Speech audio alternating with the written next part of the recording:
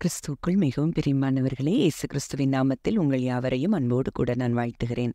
இந்த நாளிலும் தேவன் நம்மோடு கூட இடைப்படுகின்ற ஒரு வார்த்தை, சங்கீதம் 46 அதிகாரம் 10 11 வசனங்கள்.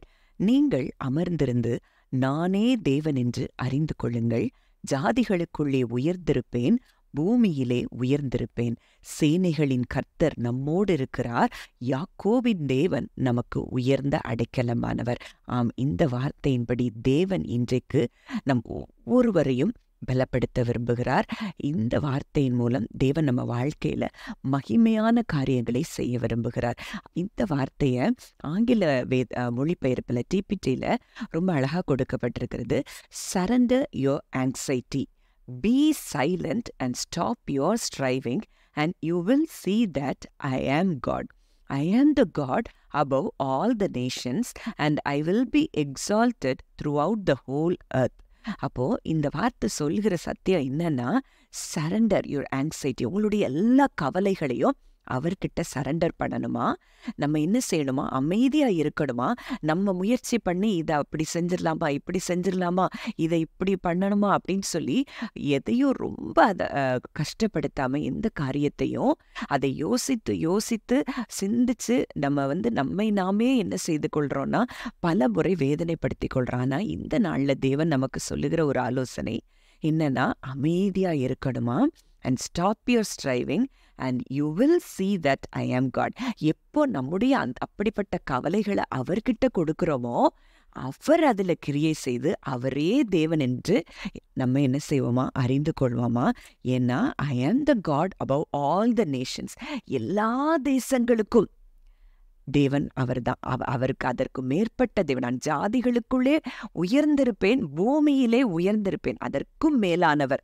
அப்போ இவ்வளோ பெரிய ஒரு தேவன் இன்றைக்கு நமக்கு தகப்பனாய் இருக்கும் பொழுது, நீங்கள் இன்றைக்கு உங்க என்ன கவலைகளாயிருந்தாலும் என்ன பாரங்களாயிருந்தாலும் இன்றைக்கு அவர் சமூகத்துல இறக்கி வைக்கணும்னு சொல்லி தேவன் விரும்புகிறேன். ஏன்னா அவருடைய பிள்ளைகளாகிய நம்ம கவலையோடு இருக்கிறது அவருடைய சித்தம் அல்ல. வேதத்துல நம்ம மறுபடியும் பார்க்கிறோம், அவருக்குள்ள மகிழ்ச்சியா இருக்கணும், கர்த்தருக்குள்ள சந்தோஷமா இருக்கணும்னு எழுதப்பட்டிருக்கிறத பார்க்கிறோம். அப்போ இன்றைக்கு நம்ம பிள்ளைங்க கவலையோடு இருந்தா நமக்கு எவ்வளோ வேதனையா இருக்கும். அதே போலதான் நம்முடைய தேவனுக்கு நம்ம கவலையோடு இருக்கிறது அவருடைய சித்தம் இல்லை.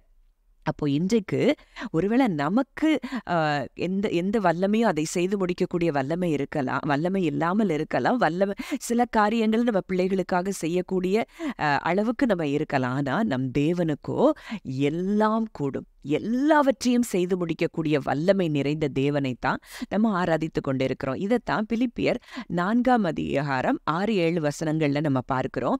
நீங்கள் ஒன்றுக்கும் கவலைப்படாமல். அப்போ நம்ம ஜெபம் பண்ண போகும்போதே கவலை இல்லாம தான் போகணும்னு சொல்லி தேவன் விரும்புகிறார். எல்லாவற்றையும் குறித்து உங்கள் விண்ணப்பங்களை ஸ்தோத்திரத்தோடு கூடிய ஜெபத்தினாலும் வேண்டுதலினாலும் தேவனுக்கு தெரியப்படுத்துங்கள்.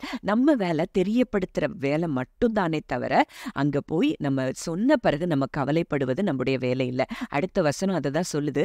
அப்பொழுது எல்லா புத்திக்கும் மேலான தேவ சமாதானம் உங்கள் இருதயங்களையும் உங்கள் சிந்தைகளையும் கிறிஸ்து இயேசுவுக்குள்ளாக காத்துக்கொள்ளும்.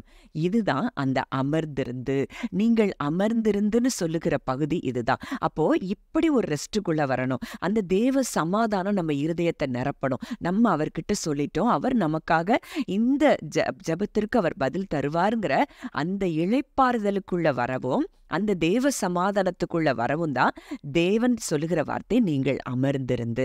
அந்த இடத்துக்கு நம்ம வரும்போது அவர் தேவன் என்பதை நாம் மாத்திரமல்ல, நம்மை சூழ்ந்திருக்கிற அனைவரும் அறிந்து கொள்வார்கள், தேசம் அறிந்து கொள்ளும். இப்படிப்பட்ட காரியங்களை செய்யத்தான் தேவன் இன்றைக்கு நம்ம மேல அவர் இரக்கமாய் இருக்கிறார், கண்ணோக்கமாய் இருக்கிறார் என்பதை நீங்க அறிந்து கொள்ளணும். அதை தான் சங்கீதம் 55:22 சொல்லுகிறது. கர்த்தர் மேல் உன் பாரத்தை வைத்து விடு, அவர் உன்னை ஆதரிப்பார், நீதிமானை ஒருபோதும் தள்ளாட விட்டார். மேலும் 1 பேதுரு 5:7 அவர் உங்களை விசாரிக்கிறவர் ஆனபடியால் உங்கள் கவலைகளை எல்லாம் அவர் மேல் வைத்து விடுங்கள். அது ஆங்கிலத்துல for he cares for you அப்படின்னு சொல்லப்பட்டிருக்கிறத நம்ம பார்க்கிறோம். நம்ம கேர் பண்ணுகிற ஒரு தகப்பன் இருக்கிறாராம். அப்போ இன்றைக்கு நீங்க நம்ம செய்ய வேண்டியது ஒன்றே ஒன்று, நம்ம எல்லாத்தையும் அவர்கிட்ட இறக்கி வைக்கணும். நம்ம இறக்கி வைக்கும் போது அதுக்கப்புறம் அந்த தேவ சமாதானம் நிரப்புகிற இடத்துல அந்த அமர்ந்த உயர்ந்திருக்கிற இடத்துல நம்ம வரும்போது தேவன் அங்க கிரியை செய்து நமக்காக அற்புதமான காரியங்களை செய்வார். நிறைய டோர்ஸ் திறக்கப்படுகிறத நான் பார்க்கிறேன். அந்த இடத்துக்கு நீங்க வரும்போது அப்படிப்பட்ட காரியங்களை தேவன் செய்வேன் என்று இன்றைக்கு நமக்கு வாக்கு கொடுக்கிறார். ஜெபிக்கலாம். அன்பின் பரலோக தகப்பனே, நன்றியோடு உம்மை துதிக்கிறோம், ஸ்தோத்திரிக்கிறோம். அப்பா, என் தகப்பனே, நீர் இன்றைக்கு இடைப்பட்டபடி ஆண்டவரே நாங்கள் அமர்ந்திருந்து நீரே தேவன் என்று இன்றைக்கு நாங்கள் அறிந்து கொள்கிறோம். தகப்பனே, ஜாதிகளுக்குள்ளே நீர் உயர்ந்திருக்கிறீர், பூமியிலே நீர் உயர்ந்திருக்கிறீர்.